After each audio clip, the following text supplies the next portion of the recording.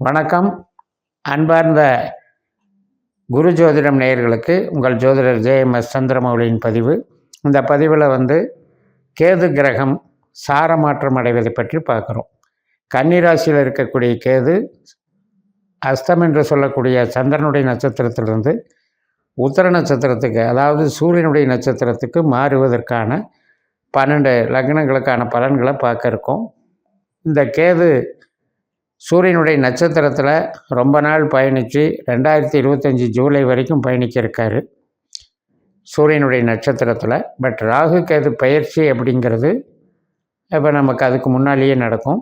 நாம் இந்த பதிவில் ஒரு மாதத்துக்கான பலனை ஜனவரி 1 வரைக்கும் உத்தர 4ஆம் பாகத்தில் இருக்கிறத மட்டும் நம்ம பார்க்கப்போம். இப்போ கேது கிரகத்தினுடைய நம்முடைய மேஷ லக்னத்திற்காக பலன்கள், கேது சாரமாற்றத்திற்கான பலன்கள்.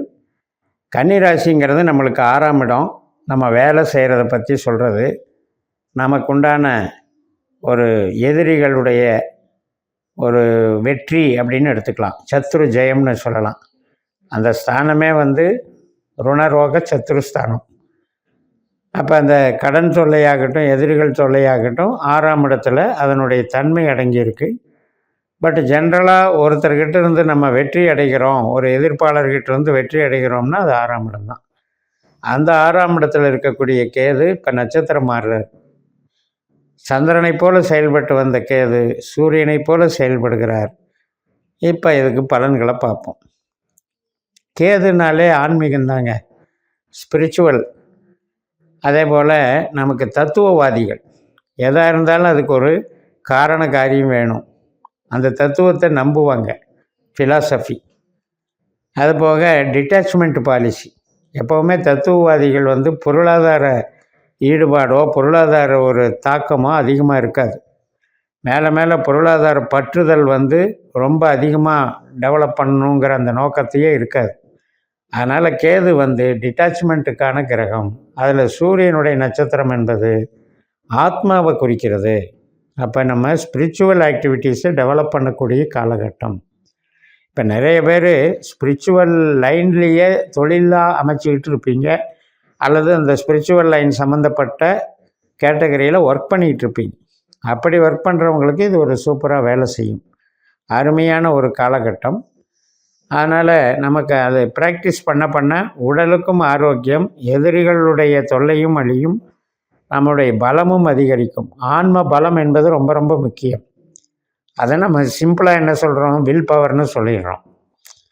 அப்போ அந்த ஆன்ம பலத்தை பொறுத்த வரைக்கும் கேதுவனுடைய தன்மை எப்படி இருக்கும் அப்படின்னா, நம்மளை நாமளே சுருக்கிக்கிட்டு, நம்மளை நாமளே குறுக்கிக்கிட்டு, அதிகப்படியான ஒரு வேகமோ அதிகப்படியான ஒரு பற்றுதலோ இல்லாமல், ஆசைகளை பேராசைகளாக வளர்த்து கொள்ளாமல், ஆசைகளை சுருக்கி கொண்டு வாழக்கூடிய ஒரு அமைப்பை தருகிறது.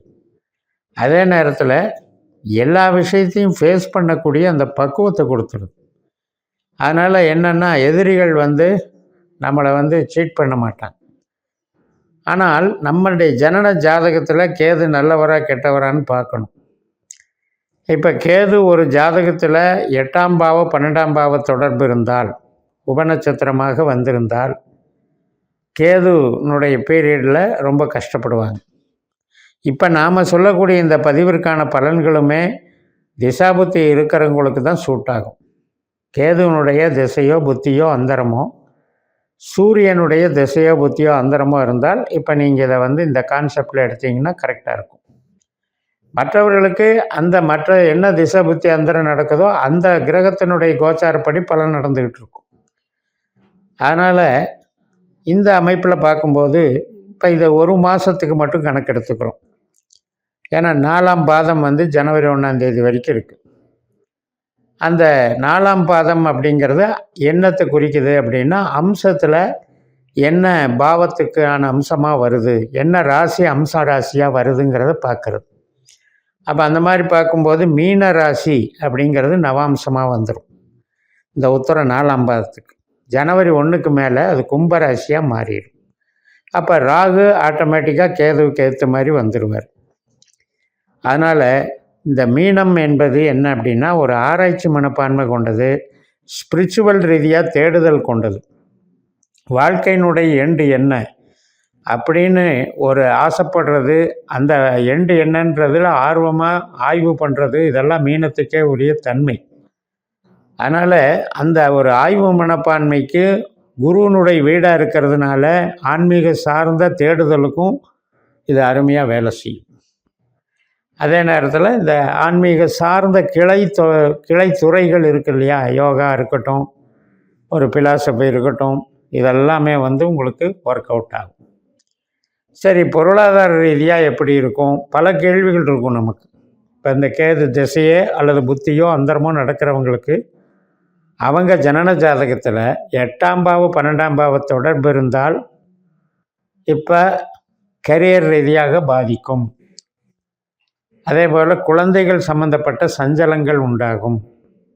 நம்ம கலைத்திறமைகள் ஏதாவது ஒரு தவறுதலுக்கு ஆட்படும்.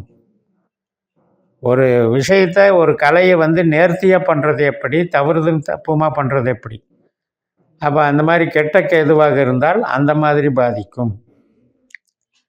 எல்லாமே நமக்கு ஒரு மேதாவித்தனம், ஒரு இதை இந்த டைமில் கேது கொடுப்பாரு. ஆனால் நம்ம கேது நல்ல வலிமையாக இருந்தால் தான் நம்ம ஜாதகத்தில் அதை பயன்படுத்தி வெற்றி காண முடியும். இல்லைன்னா அவரே சூது மாதிரி வேலை செய்வார். கேதுவுக்கு இன்னொரு பெயர் என்னென்னா வஞ்சம், சூழ்ச்சி, சூதுகளை பண்ணுறவர். அப்போ என்ன ஆகும்னா இன்டைரக்ட் எனிமீஸ் உருவாவாங்க, மறைமுகமான எதிரிகள் தொல்லை. இப்போ முதல்லையெல்லாம் ஒரு மாந்திரீக ரீதியான பேச்சுகள், ஒரு ஆவிசேஷ்டைகள், ஆத்ம பீடைகள், இதுக்கெல்லாம் 6ஆம் இடத்துக்கும் கேதுவுக்கும் சம்மந்தப்படும். ஒரு சிலர் அந்த விதயத்தில் தொழிலாகவே பண்ணுறவங்க அந்த கேது நல்ல கேதுவாக தொழில் ஸ்தானத்துக்கு சம்மந்தப்படும் போது அது சார்ந்த தொழில்களை பண்ணுவாங்க. எஸ்பெஷலி கேதுவுக்கு மருத்துவ தொழில் ரொம்ப நல்லா சூட் ஆகும். அசுவினி, மகம், மூலம் இந்த 3மே கேதுனுடைய நட்சத்திரங்கள் தான். இதுக்கு அதிபதி அப்படிங்கிறவர் கேது ஒரு நல்ல மருத்துவராக செயல்படுவார். அதே நேரத்தில் சூரியனும் நமக்கு மருத்துவத்துறைக்கு ஸ்பெஷலான இது. 6ஆம் இடம் என்பது மருத்துவத்துறைக்கு தகுந்த பாவம் ஆகும். அப்போ அந்த மாதிரி இருக்கவங்களுக்கு ஏதாவது ஜனன ஜாதகத்தில் கெடுதல் பண்ணக்கூடிய கேதுவாக இருக்கிற பட்சத்தில் சிரமங்கள் உண்டுங்கிறத புரிஞ்சுக்கணும். அப்போ இந்த காலகட்டத்தில் நம்ம பக்குவமாக நடந்துக்கணும். வேலைகளை, கடமைகளை சரிவர நிறைவேற்றிக்கணும். மிஸ்பிஹேவ் பண்ணக்கூடாது, நெகட்டிவ் ஆஸ்பெக்ட்டுக்கு போகக்கூடாது, சட்டவிரோத செயல்பாடுகளில் ஈடுபடக்கூடாது, அல்லது சட்டவிரோத செயல்பாடுகள் கொண்டிருக்கிற நபர்களோடு தொடர்பு வச்சுக்கூடாது. இது மாதிரியான பிரச்சனைகள் கேதுனாலும் உண்டாகும். இப்போ நம்ம தசை புத்தி அந்தரத்தில் சனி, ராகு, கேது இதெல்லாம் ஒன்று மாதிரி வேலை செய்யும். அப்போ சனி கிரகமோ, ராகு கிரகமோ, கேது கிரகமோ நமக்கு பித்ரு சாபங்களை கொடுக்கக்கூடியதுன்னு சொல்கிறோம். இப்போ கேதுவில் பார்த்திங்கன்னா மக நட்சத்திரத்துக்கு பித்ரு தேவதைகள் தான் அதிபதி. மூலம் நட்சத்திரங்கள் நிருதி தெய்வம்னு சொல்லக்கூடிய அசுரர்கள் தான், ராட்சச கணங்கள் தான் அதிபதி. அஸ்வினி நட்சத்திரத்துக்கு சரஸ்வதி அதிபதி, தேவதை. அப்போ இது மாதிரி நமக்கு அந்த முன்னோர்கள் வழி வணங்குதல், வழிபடுதல் அதையெல்லாம் கொஞ்சம் கரெக்டாக பண்ணிகிட்ருக்கலாம். கேதுவுக்கான பிரச்சனைகள் இருக்கவங்க அந்த ரெமெடிக்கு போகலாம். அதனால் இப்போ சந்திரன் மாதிரி வேலை செஞ்சிட்டு இருந்த கேது சூரியன் மாதிரி வேலை செய்யும்போது குழந்தைகள் நலத்தில் அக்கறையாக இருங்க. குழந்தைகளுடைய பேச்சுவார்த்தைகள், குழந்தைகள் பேசக்கூடிய தன்மைகள் சிலதெல்லாம் மாறும். கொஞ்சம் கேது சூரியன் காம்பினேஷனில் கொஞ்சம் குதர்க்கமாக பேசக்கூடிய தன்மைகளெல்லாம் வரும். நம்முடைய கலைகளை பயன்படுத்துவதில் ஏற்படக்கூடிய ஒரு குளறுபடிகள்னு சொல்லலாம். கலகம், குழப்பம் என்பது கேதுவினுடைய நேச்சர். ஸோ அதையெல்லாம் மனசில் வச்சு நம்ம இன்னி வரக்கூடிய பதிவுகளில் அந்தந்த காலகட்டத்தில், ஏன்னா 2025 ஜூலை வரைக்கும் இந்த சூரியன் சாரத்தை ரொம்ப டெப்த்தாக ஒரு மாதத்தில் ஒரு பாதத்துக்கு தகுந்த மாதிரி நம்ம பரிசீலிக்கலாம்னு சொல்லி நிறைவு செய்கிறேன். இந்த சேனலை சப்ஸ்கிரைப் பண்ணி ஷேர் பண்ணுங்கள்.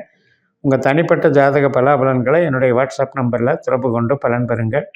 உங்களிடமிருந்து விடைபெறுகிறேன். உங்கள் ஜெயம் எஸ். நன்றி, வணக்கம்.